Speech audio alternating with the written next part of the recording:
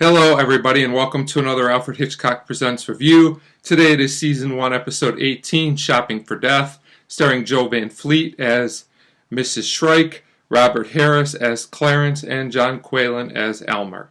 And I have to say, in my opinion, this is a very poor episode, definitely one of the worst of the first season, and I believe there's two reasons for this.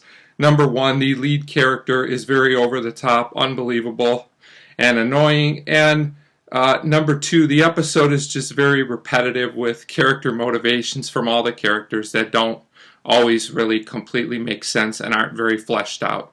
Overall, I would say this episode just doesn't really work. So we start with some scenes that are actually pretty effective, to be fair, of various people dying by all kinds of strange methods, and we see these two men doing research on it at each scene.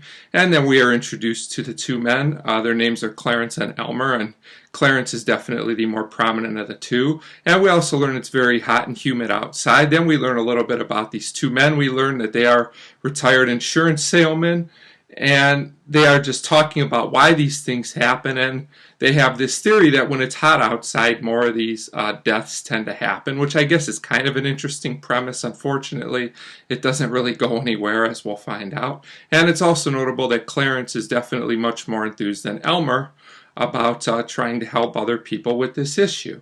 So we are then introduced to our other main character, Mrs. Shrike, and immediately she's very annoying, over the top, and overdone. She garners no sympathy, at least in my opinion, because she's just upset about everything, basically. She goes to the butcher, she's rude, she's complaining, she's obnoxious, pick any word you want, really. And Clarence and Elmer are watching her, and Elmer wants to help her. Why he picks her out of everyone, who knows? You just gotta go with it, I guess. It is also noteworthy to say that Elmer is very skeptical. He's a little bit worried about Clarence's plan, and we'll find out that Elmer was the smarter one of the two, and that he was right to have his concern. So they go into the apartment building where this lady, Mrs. Shrike, lives, and you can hear her yelling again, and all this happens very slow. At this point, not much has happened, and quite a bit of the episode has already gone by. So the two men are talking about their statistics again, and about the heat, and very repetitive stuff. They knock on her door, and there's loud music playing. She's still yelling,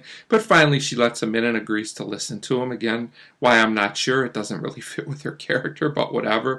So they explain that they're trying to help sick people, so they're basically calling her sick. And they warn, Clarence warns, when you're tired, when you're not careful, bad things can happen. He gives this example, which I guess is pretty decent, of a light bulb over the bathtub, and it does look pretty dangerous, and he actually almost falls and hurts himself while giving his example, which was one of the few amusing things in this episode. I'm not sure if it was supposed to be amusing, but I thought it was. And Mrs. Shrike seems amused by these two guys, but not really that interested.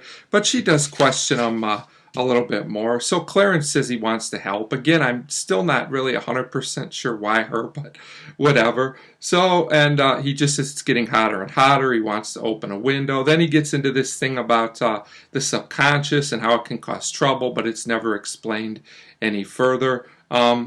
Then he tells all the stories about all the things that he's witnessed that we already saw happen at the beginning of the episode. This scene was very padded and felt like it was just wasting time. Then all of a sudden, out of nowhere, Mrs. Shrike just goes nuts. She starts yelling. She goes off on Clarence. She shouts. She cries. Pick any word, they're all here, and she annoys me as an audience member, that's for sure. I think the scene is supposed to give us sympathy for her as she explains some things, but the character is so overdone it just doesn't work.